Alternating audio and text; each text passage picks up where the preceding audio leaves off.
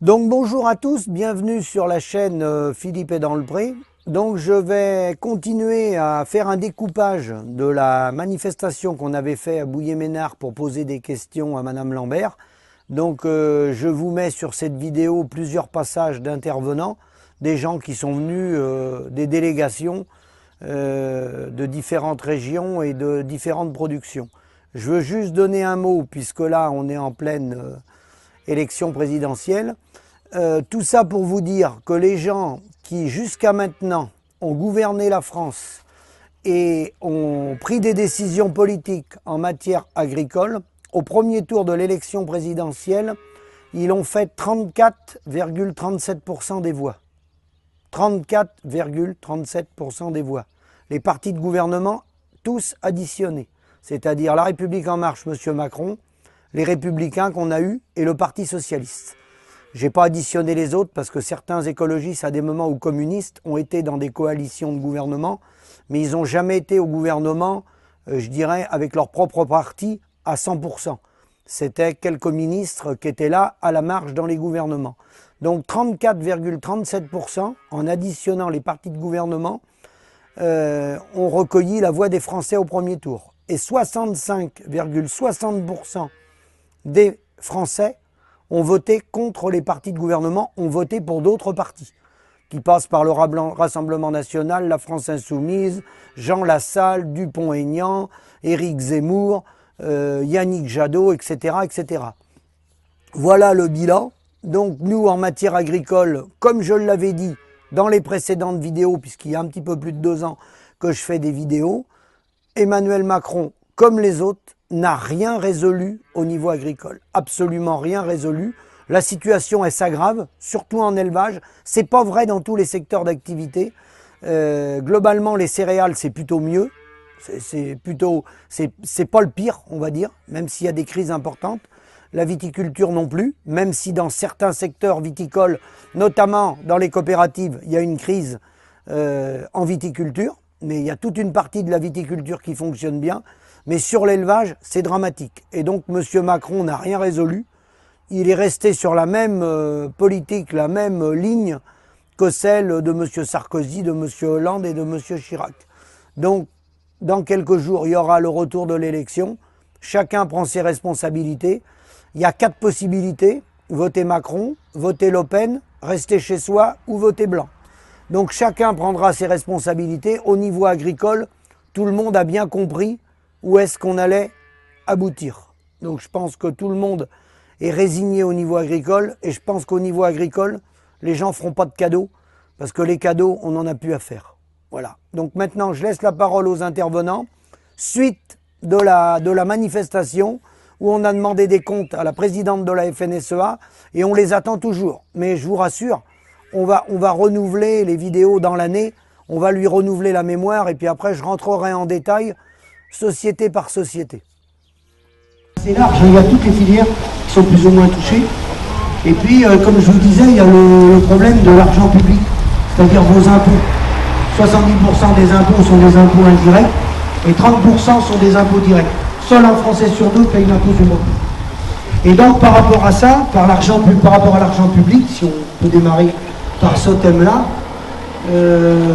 on espère que Madame Lambert, qui a été invitée et par SMS, et par mail, et par courrier officiel, on espère qu'elle va venir en début d'après-midi, à la tout l'après-midi. On n'a pas l'intention de dormir dans les porcheries, donc on espère qu'elle va arriver avant cette nuit.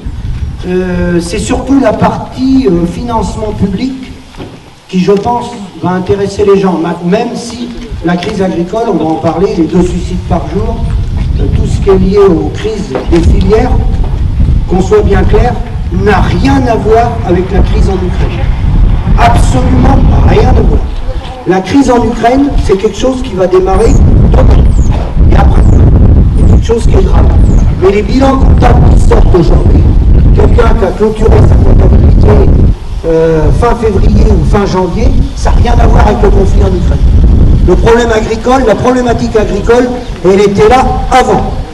Donc j'insiste là-dessus, parce que les politiques et les syndicalistes vont parler de Vladimir Poutine pour détourner le vrai sujet.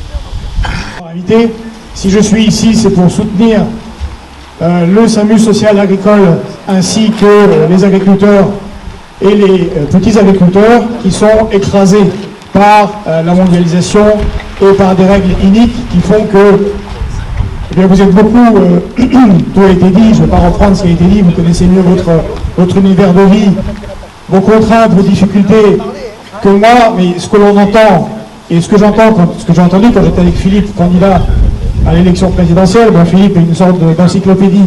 Je me suis mis à discuter avec lui, puis je suis resté 1h15 à l'écouter, puisque il est très très fort, il connaît très très bien les tenants et les aboutissants. Donc j'ai surtout appris, comme j'ai appris aujourd'hui, de vos vécus, et tout ce qui ressort systématiquement, c'est la perte de sens.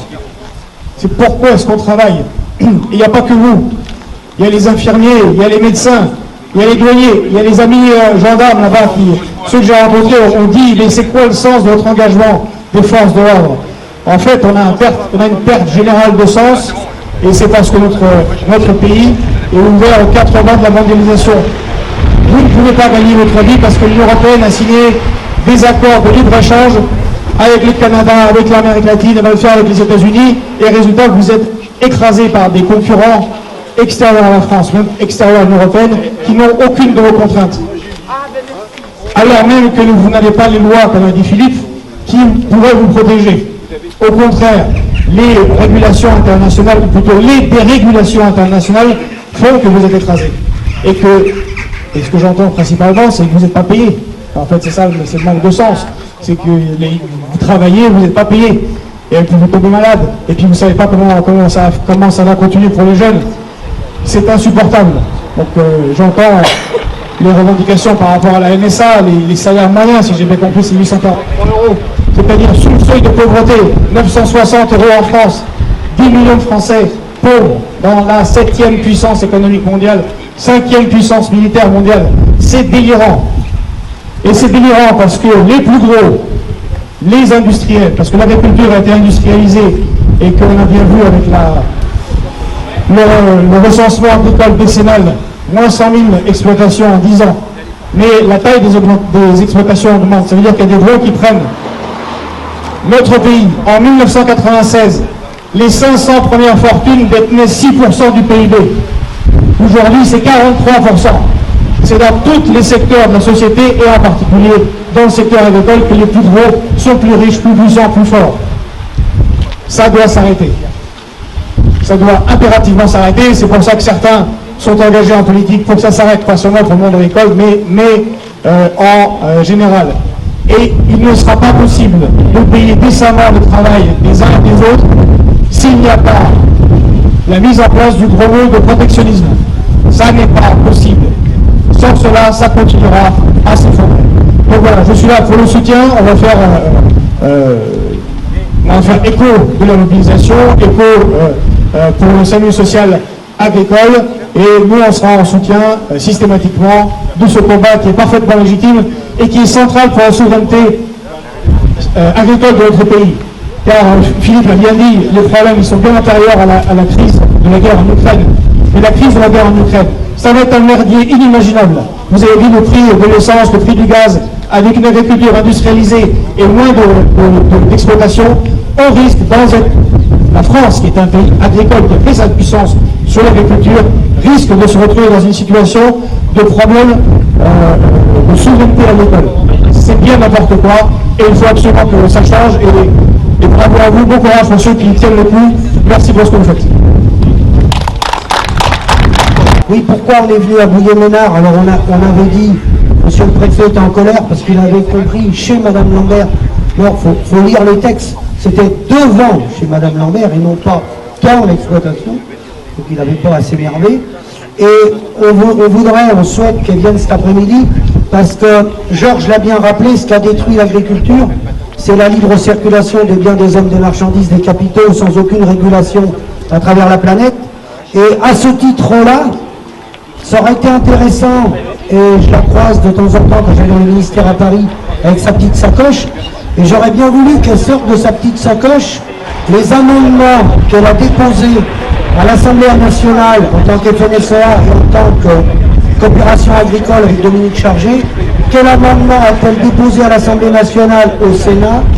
Quel amendement a-t-elle déposé à la Commission européenne en tant que COPA-COGECA, puisque M. Bolin était vice-président du COPA-COGECA? Quel amendement ont-ils déposé pour s'opposer au massacre des paysans, c'est-à-dire au traité de libre-échange? J'aurais voulu qu'elle sorte les amendements qu'elle a déposés, j'aurais bien voulu les lire. Je ne suis pas sûr qu'elle en ait déposé.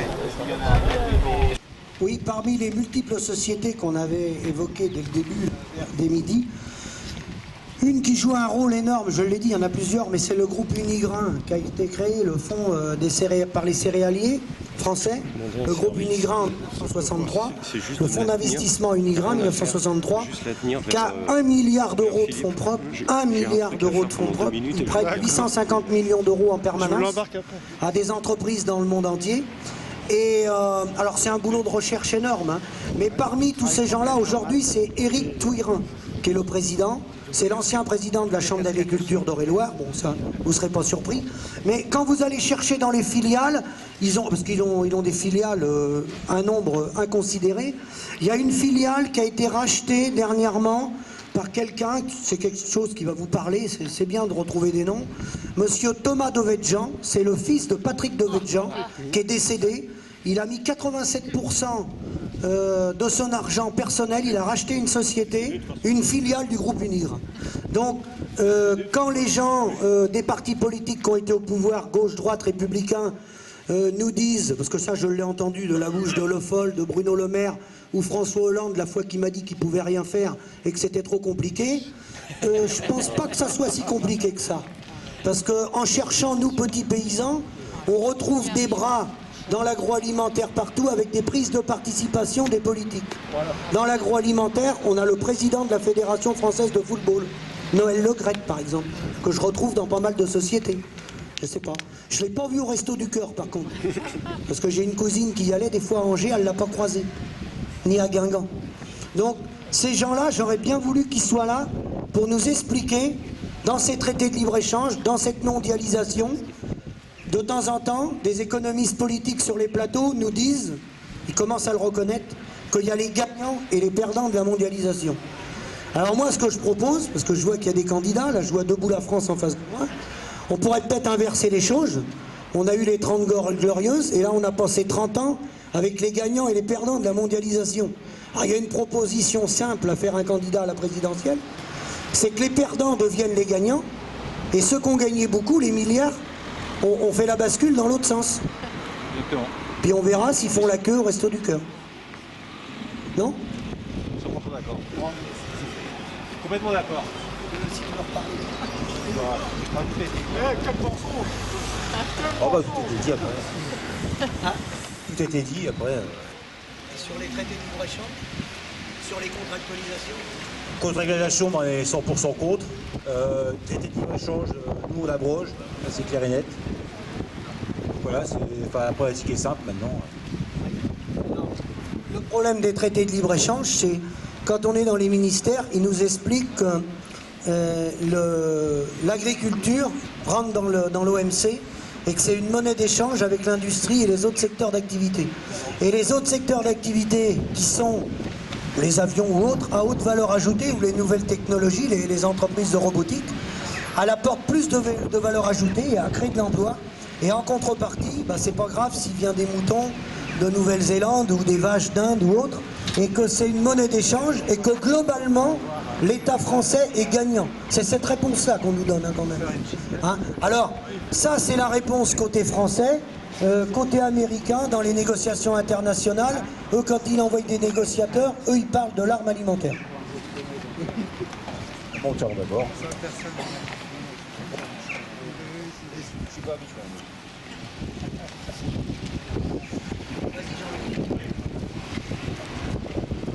Oui là, tant que je suis lancé, je vais me lâcher un peu.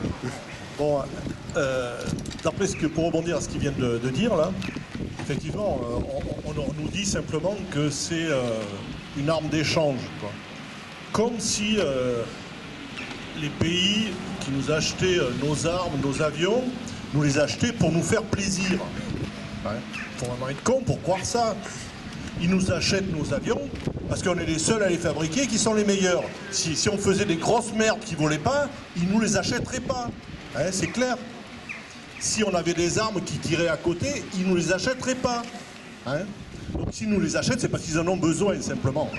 Donc ça ne peut pas être un argument d'échange. C'est pas possible. Hein. Ça, on veut nous le faire croire pour qu'on accepte le fait d'être sous des contrats, d'être primé. Mais ça n'a rien à voir avec un échange économique. Un échange économique, on nous l'achète parce qu'on en a besoin. Si on n'en a pas besoin, mais ils en ont rien à foutre de nous. Ils vont l'acheter aux voisins, ils s'en foutent complètement. D'ailleurs, récemment, les Allemands nous ont pas acheté de Rafale. Bon voilà, alors on est en train de nous expliquer que c'est parce que la bombe, elle ne peut pas se monter sur le Rafale. Bon, les mecs, en 3 semaines, ils nous sortent l'adaptation, il n'y a pas de problème. On nous prend pour des cons, simplement. Hein. Voilà, c'est tout ce que je voulais dire. Oui, on nous prend pour des cons parce qu'on refuse de réguler. Quand on nous dit c'est du libre-échange, on est tout sauf libre et on est tout sauf dans l'échange. Dans la mesure où, par exemple, celui qui fait de l'élevage, vous ne pouvez pas mettre l'établissement départemental de l'élevage qui fait l'identification, vous ne pouvez pas le mettre en compétition. Vous ne pouvez pas faire imprimer vos passeports dans un autre pays. Vous ne pouvez pas acheter des produits vétérinaires dans un autre pays. Vous ne pouvez pas, il y a un tas de services comme ça, les contrôleurs bio, les contrôleurs PAC, vous ne pouvez pas dire, moi demain, pourquoi on ne ferait pas venir des contrôleurs polonais ou belges? Ça c'est interdit, ça c'est franco-français. Par contre, il y a un certain nombre d'autres secteurs d'activité qui sont encadrés. Nous, on refuse d'encadrer. Donc nous, on accepte que quelqu'un comme M. Bigard ou quelqu'un comme le groupe LDC ait 80 ou 85% par exemple des contrôles techniques. Imaginez-vous si demain, un industriel, Renault ou Peugeot, il a 88%, il est propriétaire de 88% des centres de contrôle technique. Ben, c'est lui qui va avoir la main sur les contrôles techniques, sur le prix des contrôles techniques. Et ça l'État français, je pense, elle n'est pas prête à aller jusque-là. Par contre, au niveau agricole, avec cette cogestion FNSEA agroalimentaire, là, on laisse faire. Et dans les candidats jusqu'à maintenant à la présidentielle, on en a rencontré une bonne partie et on les écoute. Ils parlent, ils répètent un peu le langage syndical, ils parlent d'encadrer la distribution, mais ils ne parlent pas d'encadrer la transformation. Et s'il n'y a pas une gestion des volumes, un coût de production des parts fermes pour encadrer la transformation, ça ne peut pas fonctionner. Vous pouvez produire le volume que vous voulez, ça ne peut pas fonctionner. Et le maître mot reste quand même, avant coût de production, gestion des volumes. Parce que le problème, par exemple, du bio, les gens disent le lait bio, j'entendais dernièrement encore Mme Lambert disait que le lait bio, ça ne marchait pas. Mais si, ça marchait très bien. Simplement, c'est que les industriels ont organisé le volume. Nous, on savait dès le départ que ça allait dans le mur. Parce que volontairement, ils ont fait produire les gens pour écrouler le marché. Comme ils font avec la volaille, comme ils font avec les cochons, comme ils font avec les canards. Donc voilà.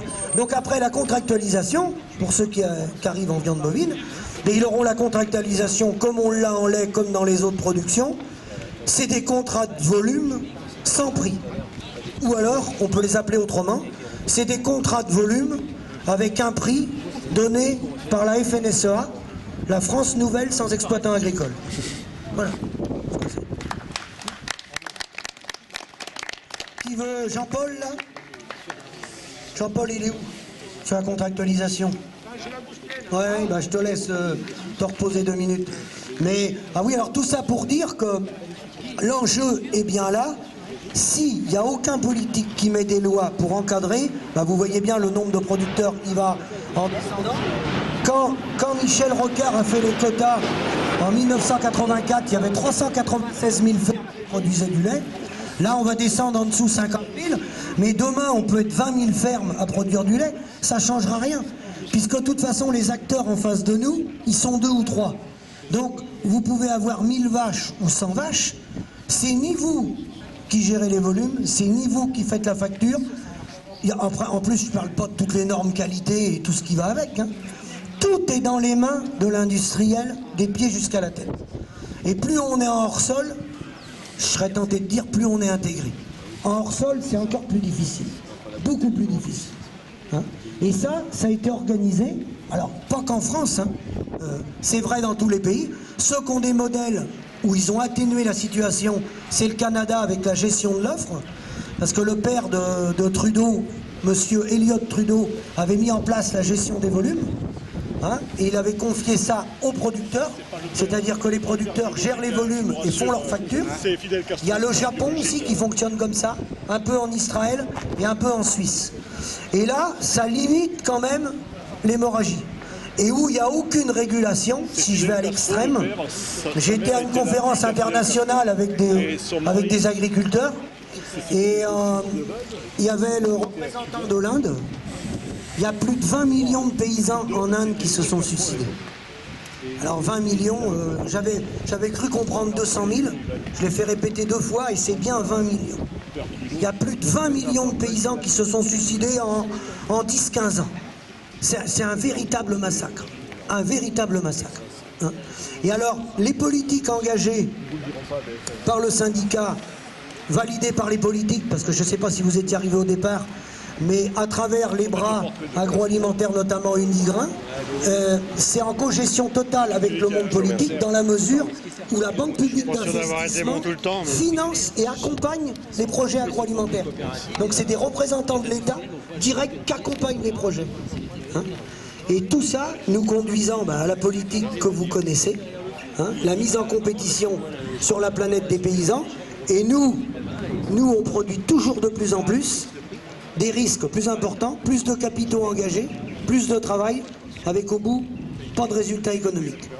Et on voit dans beaucoup de productions aujourd'hui, ceux qui ont beaucoup grossi, qui ont des grosses exploitations, je mets à part les céréales, c'est autre chose, sont très fragilisés.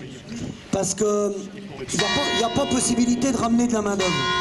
Et avec de l'élevage, il faut énormément de main-d'œuvre. Et quand les parents souvent arrêtent de travailler, et bien là l'exploitant il se retrouve débordé et ça ne peut pas être remplacé par de la main-d'œuvre salariale. Et là automatiquement ça coince. C'est pour ça qu'on va vers une diminution importante, à mon avis, de l'élevage. Parce que partout où on peut faire de la culture, c'est beaucoup plus facile de s'organiser avec de la culture qu'avec de l'élevage. Avec du vivant, dès qu'il faut s'absenter, ça devient très très très compliqué. Hein. Et là, bon, les politiques, je pense que la plupart s'en foutent, parce que, vu les programmes qu'ils ont appliqués depuis des années et des années, ils cherchent que des parts à l'exportation, ils regardent la balance commerciale de la France. Mais moi, oui, contre la vocation exportatrice. Oui, vas-y. Alors je rebondis là-dessus. Nous, les contre la vocation exportatrice, exporter du porc vers la Russie. Et si les Russes étaient autosuffisants, eh ben, ils ont bien le droit, on ne pourra pas les empêcher. Et je rebondis, les céréales, alors ça c'est un scandale.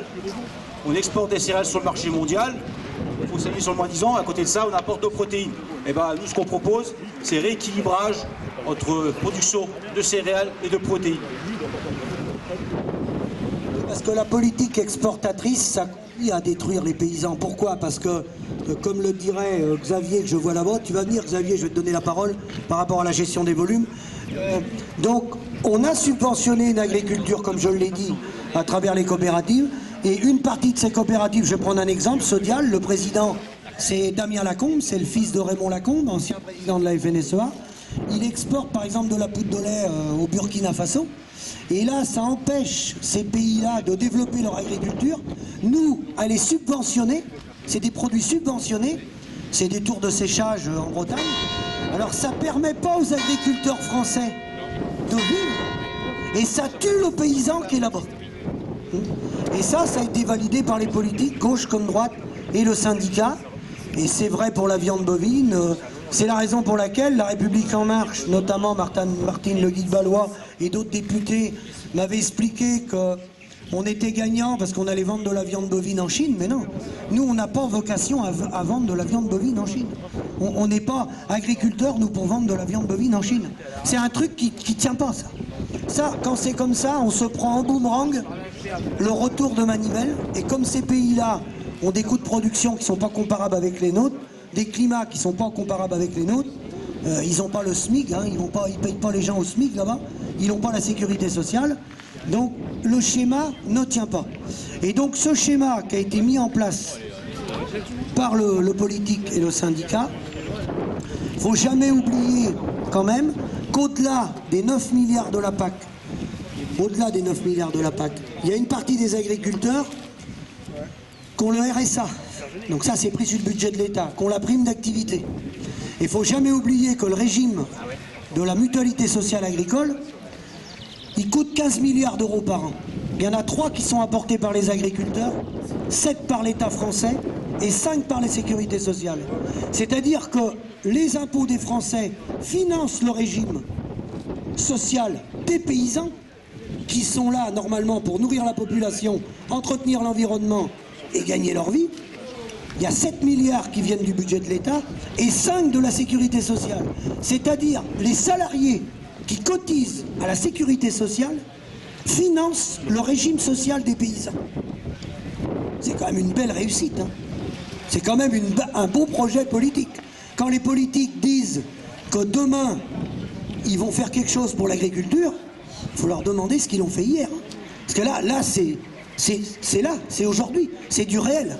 Et on est financé par le régime de la sécurité sociale depuis 1972. Les perfusions commencent depuis 1972. Alors là, tout de suite sur l'actualité, vous verrez, ils ont déjà commencé, ils vont parler du problème de l'Ukraine et de Poutine. Alors ils vont oublier de dire que les multinationales de nos coopératives, Euralis et autres, les semenciers sont rendus en Ukraine et en Russie, LDC est en Russie, en Ukraine, Lactalis, j'en passe et des meilleurs. Donc, elle explique sur les plateaux télé, je pense qu'elle ne va pas vouloir venir cet après-midi, qu'elle est pour une souveraineté alimentaire pour la France. Mais pourquoi les bras de l'agroalimentaire dirigés par la FNSEA se sont implantés partout dans le monde et viennent concurrencer directement les paysans français? Pourquoi LDC a monté des plateformes dans les pays de l'Est pour revenir concurrencer le producteur de volailles de Vendée ou du Maine-et-Loire? Pourquoi? Ils ont fait ça parce qu'on sort de la notion agricole, on est dans de l'économie pure et dure, spéculative, du profit et du profit. C'est tout. C'est le schéma, il est là. Il est là. Alors, c'est dommage qu'il n'y ait pas plus de Français qui soient au courant de ça, qu'à travers leurs impôts, ils financent un système qui détruit les paysans, qu'enrichit des multinationales, qui finance la retraite des paysans, et que le paysan, après, certains vont se pendre, et d'autres vont étendre de la boue, ou vont foutre le bordel dans les villes, hein, et les gens, ils comprennent pas. Et ils disent, bah oui, il faut aller voir Monsieur Leclerc, mais sauf que le problème, Monsieur Leclerc, il abuse beaucoup même. Mais nous, on ne vend pas nos produits à Monsieur Leclerc. On vend nos produits à des transformateurs. Et ces transformateurs-là, ils font des marges. Voilà. Comme je l'ai dit en début de manifestation, ils font partie des 500 premières fortunes de France. Et l'agroalimentaire, c'est que quelques groupes, qui sont tenus par quelques personnes. Voilà. Et on avait demandé, nous également, à passer des accords tripartites, c'est-à-dire des accords tripartites, d'avoir une table ronde, d'avoir la transparence entre le prix des parts fermes, le transformateur et le distributeur. Et ça, ils n'ont jamais voulu. Et j'ai également quelqu'un qui est présent, qui va sans doute prendre la parole après, là, qui allait au National, moi j'y allais pas pour ça, mais lui il y allait à l'Observatoire des prix et des marges, dirigé par Philippe Chamelin. Et à l'Observatoire des prix et des marges, c'est Jean-Marie, il est là, je vais lui donner la parole tout à l'heure, il n'a jamais pu avoir les chiffres, la transparence des chiffres de la transformation. Monsieur Bigard n'a jamais communiqué ces chiffres. Jamais, jamais, jamais. Et quand je dis qu'il y a congestion avec les politiques, Bigard, il n'a pas monté au monopole des abattoirs du jour au lendemain, il est démarré de pas grand-chose en Bretagne. Il a monté en puissance comme ça parce qu'il y a eu un deal de passer avec les pouvoirs politiques au niveau national. Il y avait beaucoup d'abattoirs municipaux. C'était compliqué de mettre aux normes. Et avec les sécurités et tout aujourd'hui, ça n'avait pas forcément une très grande rentabilité. Donc il y a eu des accords de passer avec M. Bigard. Ils ont laissé tomber tous les abattoirs municipaux, où lui les a repris. Et puis après, lui, il a fait de multiples sociétés. Il en a une pour les cuirs, une pour le sang. Il a décomposé son résultat économique, à tel point que On connaît en partie, ces résultats, en partie, sur quelques sociétés. Et ça a été dévoilé grâce à François Ruffin, qui a foutu le bordel à l'Assemblée nationale. Et après, il y a des associations animalistes qui se sont mis après lui et qui l'ont emmené au tribunal pour l'obliger à sortir, alors pas tous ses comptes, parce qu'on n'en a qu'une partie. Et c'était pareil pour Lactalis. Et nous, pour nos coopératives, je l'ai dit à midi un quart, il y a des holdings en Suisse et au Luxembourg. Voilà. Il y a la COP de base, et après il y a des holdings en Suisse et au Luxembourg. Et dans certaines holdings du Nigrin, on retrouve le fils de Patrick Devedjian, on retrouve, j'ai croisé des noms, des hommes politiques bien connus. Donc comme quoi la gauche et la droite, on a un président qui fait du en même temps, ben là on est dans du en même temps. Voilà, on est dans l'air du temps. Donc merci à tous les intervenants. Je referai un montage dans quelques jours pour reglisser d'autres intervenants lors de cette manifestation-là. Alors je suis obligé de trier parce que ce jour-là, il y avait du vent, on était dehors. Et tous les intervenants, je ne peux pas garder tous les intervenants parce que c'est pas toujours audible. Il y avait trop de vent ou il y avait un passage sur la route de véhicules. Mais merci à tous les intervenants et surtout, rassurez-vous, le combat continue. Je vais vous donner dans les semaines et dans les mois à venir des informations détaillées, des chiffres que Madame Lambert n'a pas voulu nous donner. Alors nous, on va être obligé d'en donner une partie. Elle en a une partie dans sa sacoche, mais celle qu'elle n'a pas dans sa sacoche, ben, on va vous les donner. À bientôt.